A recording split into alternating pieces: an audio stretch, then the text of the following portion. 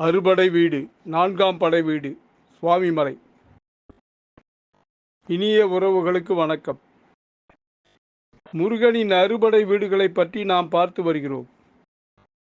இதில் நேற்று முருகனின் மூன்றாம் படை வீடான திரு ஆவினன்குடி என்று அழைக்கப்படும் பழனியை பற்றி விரிவாக பார்த்தோம்.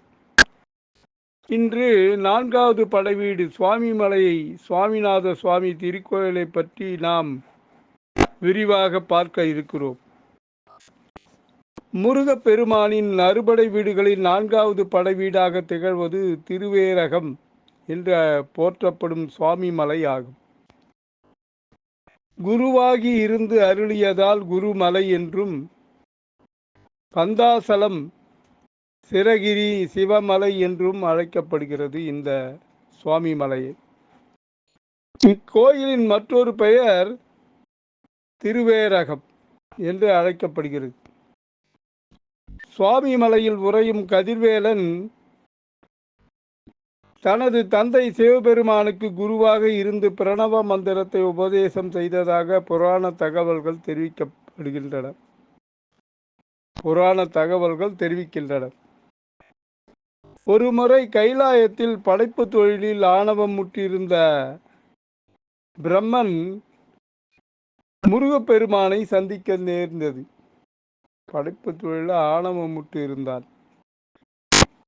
அப்போது பிரம்மனிடம் படைப்பு தொழில் செய்யும் உமக்கு ஓம் என்ற பிரணவ மந்திரத்தின் பொருள் தெரியுமா என்று முருகப்பெருமான் பிரம்மனை நோக்கி கேட்டார். இந்த கேள்விக்கு பிரம்மனால் பதில் சொல்ல முடியவில்லை. பிரணவ மந்திரத்தின் பொருள் தெரியாமல் திகைத்தான் பிரம்மன். அவரை தலையில் குட்டி சிறையில் அடைத்தார் முருகன். ஈசனே நேரில் வந்து கேட்டுக்கொண்டதால் பிரம்மனை முருகன் விடுதலை செய்தார். பிறகு சிவபெருமான் முருகனை பார்த்து கேட்கிறார், பிரணவத்தின் பொருள் உனக்கு தெரியுமா என்று கேட்டார். ஓ, நன்றாக தெரியுமே என்றான் முருகன். அப்படியானால் அப்பொருளை எனக்கு கூற இயலுமா என்றான் ஈசன். உரிய முறையில் கேட்டால் சொல்வேன் என்றான் முருகன். என்ன கேட்டார் பாருங்க சிவனை. உரிய முறையில் கேட்கணும். அந்த பிரணவத்தின் பொருள் தெரியும்னா அதை உரிய முறையில் கேட்கணும். அப்படின்னா என்ன, அதை சொல்றவங்க குருவாகவும் கேட்குறவங்க சிஷியனாகவும் இருக்கணும். அப்படின்றாதான் குரு நின்றுட்டு இருப்பார், சிஷியன் வந்து கீழே குட்டி போட்டுட்டு உக்காந்துருக்கணும். இல்லை சாதாரணமாக உக்காந்துருக்கணும். அதாவது சிஷ்ய பாவத்தில் உக்காந்துருக்கணும். அதன்படி சிவபெருமான் இத்தலத்தில் சிஷ்ய பாவத்தில் அமர்ந்து முருகனிடம் பிரணவ மந்திரம் உபதேசம் கேட்டார். அன்று முதல் சுவாமியாகிய சிவபெருமானுக்கே முருகன் குருநாதனாக ஆனார். அதனால் முருகன் சுவாமிநாதன் என்றும், பரமகுரு என்றும், தகப்பன் சுவாமி என்றும் போற்றப்பட்டார். இந்த திருத்தலமும் சுவாமிமலை என்று அழைக்கப்படுகிறது. அதனால்தான் இந்த மலையே வந்து சுவாமிமலை என்று அழைக்கப்படுகிறது. இதனால் இங்கு வீற்றிருக்கும் முருகப்பெருமானை சுவாமிநாதன், தகப்பன் சாமி என்றெல்லாம் அழைக்கிறோம். இதன் காரணமாகவே இந்த திருத்தலமும் சுவாமிமலை என்று அழைக்கப்படலாயிற்று. இங்கு சிவன் சுந்தரேஸ்வரர் தாயார் மீனாட்சி என்ற பெயரில் உள்ளதால் இக்கோயில் மீனாட்சி சுந்தரேஸ்வரர் கோயில் எனவும் அழைக்கப்படுகிறது. தஞ்சை மாவட்டம் தஞ்சாவூர் நகரிலிருந்து 32 கிலோமீட்டர் தொலைவிலும், கும்பகோணத்திலிருந்து 8 கிலோமீட்டர் தொலைவிலும் காவிரி ஆற்றின் கரையில் சுவாமிமலை அமைந்துள்ளது. இந்து அறநிலையத்துறை ஆட்சிக்கு உட்பட்டதாக இந்த கோயில் உள்ளது. திருமண மண்டபங்கள், வசதியான தங்கும் விடுதிகளும் உள்ளன. குடும்பத்தோடு வரும் பக்தர்களுக்கு தங்கிக் கொள்ள தேவஸ்தானம் சார்பில் ஏராளமான குடில்களும் உள்ளன. சோழ நாட்டையே ஒரு சிவஸ்தலமாக பாவித்து வழிபடும் முறை உண்டு. அந்த வகையில் திருவலஞ்சுழியை விநாயகர் சந்நிதியாகவும், சுவாமிமலையை முருகன் சந்நிதியாகவும் கொள்வர். இந்த தலத்தை முருகனின் சிறப்புமிக்க அழகிய படைவீடு என்ற பொருளில் ஏர் பிளஸ் அகம் ஏரகம் என்று அழைத்தனர். ஏர் தொழிலான விவசாயத்தில் சிறந்த பகுதியில் உள்ள அகம் என்ற பொருளையும் எடுத்து கொள்ளலாம். இக்கோயிலில் மீனாட்சி சுந்தரேஸ்வரர் உள்ளதால் இக்கோவிலை சுந்தரேஸ்வர சுவாமி கோயில் என்றும் இக்கோயிலை அழைப்பர். சுவாமி மலை சுவாமிநாத சுவாமி திருக்கோயிலின் தல வரலாறு. சுவாமி மலையில் சுதை சிற்பமாக வடிவமைக்கப்பட்டுள்ளார். சுதை சிற்பம்னா என்ன தெரியுமா? சுண்ணாம்பால் உருவாக்கப்பட்ட சிற்பங்கள் ஆகும். மரக்குச்சிகளும் சுண்ணாம்பும் இச்சிற்பங்கள் செய்ய பயன்படுத்தப்பட்டன. சுதை சிற்பங்கள் தமிழகத்தில் பல நூற்றாண்டுகளுக்கு முன்பிருந்தே வழக்கத்தில் இருக்கின்றன. இந்த மாதிரி சுதை சிற்பம்னா சுண்ணாம்பால செய்யப்பட்ட சிற்பம். பிரணவ உபதேசம் கேட்ட சிவபெருமான் 4.5 அடி உயர சுவாமிநாதன், ஞானாசிரியனாக சுவாமிநாதன் கம்பீரமாக 4.5 அடி உயரமுள்ள திருவுருவத்துடன் நின்ற கோலத்தில் காட்சி தருகிறார். மூலவர் சுவாமிநாதர், சுப்பையா என்று பெயர். சுவாமிநாதன் சொல்லுவாங்க, சுப்பையான்னு சொல்லுவாங்க. மூலவர் சுந்தரேஸ்வரர், தாயார் மீனாட்சி அம்மன். சிறப்பு திருவிழாக்கள் வைகாசி விசாகம், கார்த்திகை, தைப்பூசம், பங்குனி உத்திரம். தல விருட்சம் நெல்லி மரம். தீர்த்தம் காவிரி தீர்த்தம், சரவண பொய்கை. பாடல்கள் திருப்புகழ், திருமுருகாற்றுப்படை. பாடியவர்கள் யாருன்னா அருணகிரிநாதர், நக்கீரர். உற்சவர் சண்முகநாதர், வள்ளி தெய்வானை. வலக்கரத்தில் தண்டாயுதம் தரித்து இடக்கரத்தை இடுப்பில் வைத்து சிரசில் ஊர்த்துவ சிகாமுடியும் மார்பில் பூணூலும் ருத்ராட்சமும் விளங்க கருணாமூர்த்தியாக காட்சி தருகிறார். முகத்தில் ஞானமும் சாந்தமும் தவழ்வதை கண்குளிர காணலாம்.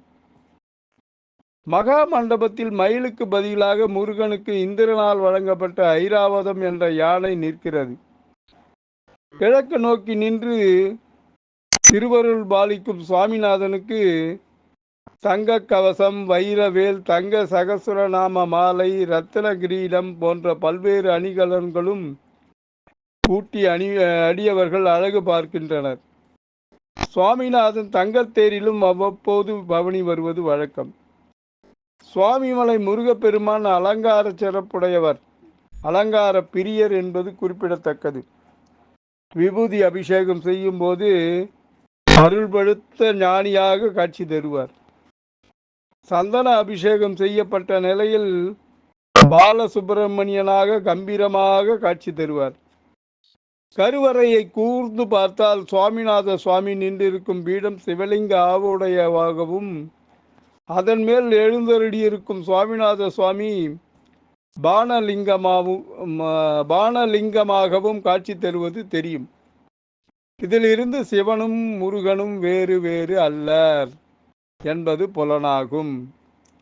மூலவருக்கு எதிரில் இங்கு மயிலுக்கு பதிலாக யானை இருக்கிறது. இது அலிகேஷன் என்ற அரக்கனை சுவாமிநாத பெருமானை வணங்கி வென்றதால் இந்திரன் தன் காணிக்கையாக இந்த யானையை ஐராவதம் தந்ததாக புராணம் கூறுகிறது. நெல்லி மரம். இந்த நெல்லி மரம் சுவாமிநாத மலையின் தல விருட்சமாகும். நெல்லி மரத்தை வடமொழியில் சாத்ரி என்பர். அதனால் சுவாமி மலையை சாத்ரிகிரி என்றும் குறிப்பிடுகின்றனர். மேலும் சிவகிரி, குருவெற்பு, குருமலை, சுவாமி தைலம் போன்ற பெயர்களும் இந்த மலைக்கு உண்டு. வடமொழியில் சுவாமிநாதனை ஞானஸ்கந்தன் என்று போற்றுகின்றனர். முருகனை போற்றிய பாடல்கள் தாளமும் சந்தமும் நிறைந்த மெய்ப்பொருட்துறை பாடல்கள் ஏற்றி பல நூல்களை படைத்த அருணகிரிநாதர் மற்றும் நக்கீரர் இவ்வூரில் உள்ள முருகனை பாடிய பாடல்கள் திருப்புகழில் 4ஆம் திருமுறையில் உள்ளன. அருணகிரிநாதர் 38 திருப்புகழ் பாடல்களையும் சுவாமிநாதனுக்கு சூட்டியுள்ளார். சுவாமி மலையை சேர்ந்த கடுக்கன் தியாகராஜ தேசிகர் என்பவர் சுவாமி மலை நவரத்ன மாலை என்ற நூலை இயற்றியுள்ளார். ஒரு தரம் சரவண பவா என்று தொடங்கும் நவரத்ன மாலையின் 3வது பாடல் மிகவும் பிரபலமானது. அவ்வாறே சங்கீத மூர்த்தி முத்துசுவாமி ஸ்ரீ முத்துசுவாமி தீட்சிதர் இயற்றிய சுவாமிநாத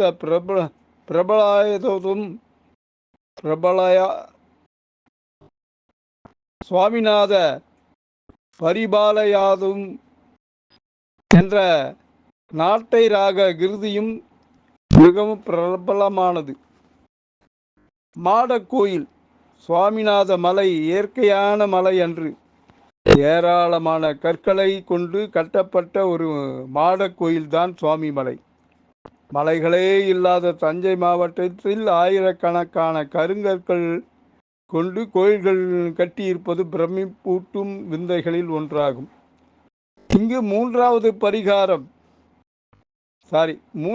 பிரகாரம் மலையடிவாரத்தில் உள்ளது.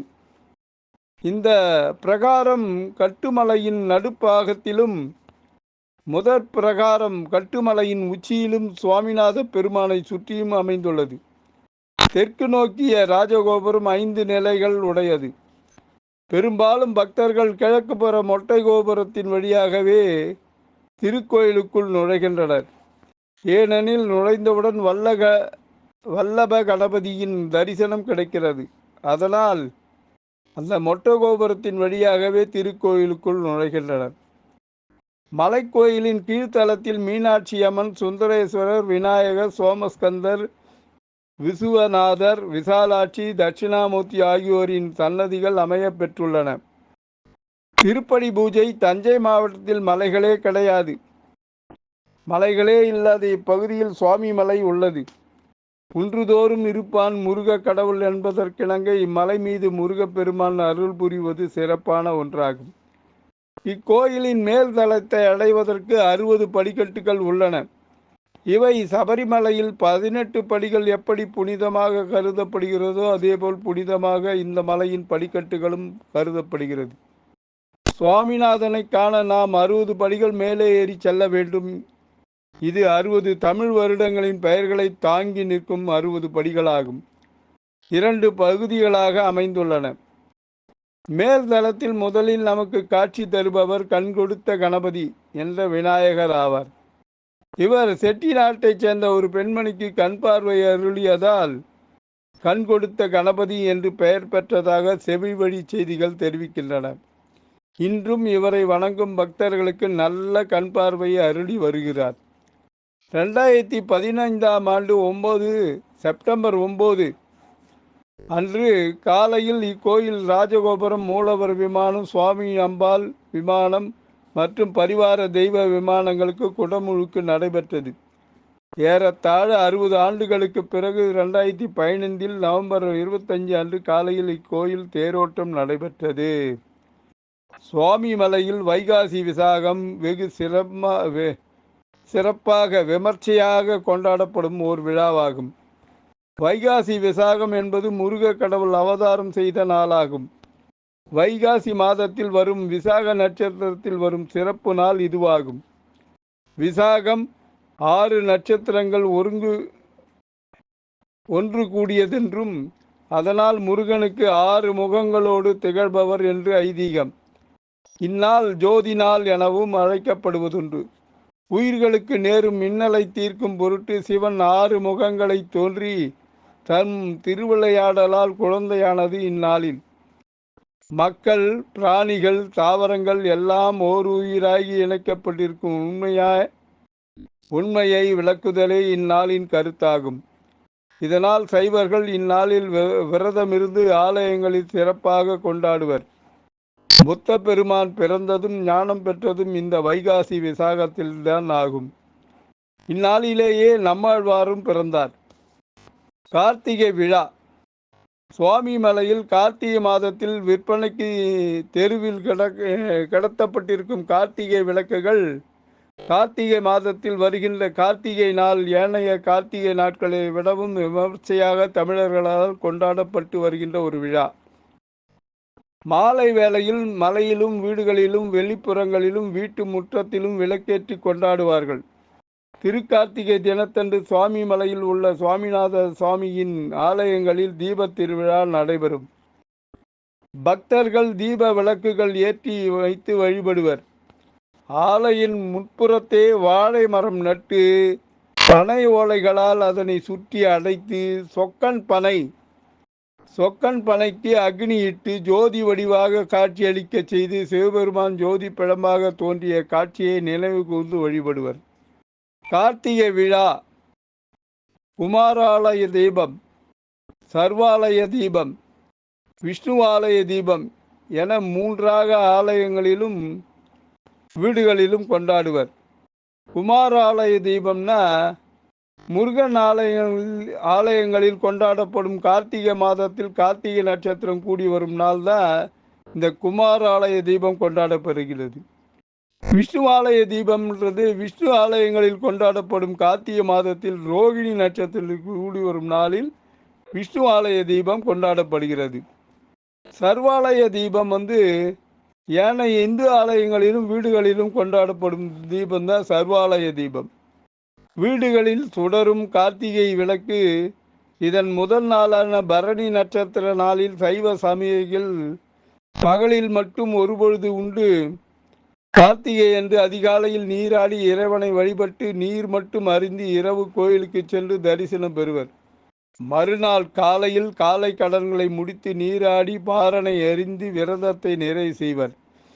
12 ஆண்டுகளுக்கு இவ்விரதம் இருப்பவர்கள் மீண்டும் அவர்கள் வேண்டும் வரங்களை பெறலாம். 12 ஆண்டுகள் விரதம் இருப்பவர்கள் அவர்கள் வேண்டும் வரங்களை பெறலாம் என்பது ஐதீகம். திருக்கார்த்திகை திருவிழா 10 நாட்கள். இத்திருவிழாவே இத்தலத்தின் மிகச்சிறந்த திருவிழாவாகும்.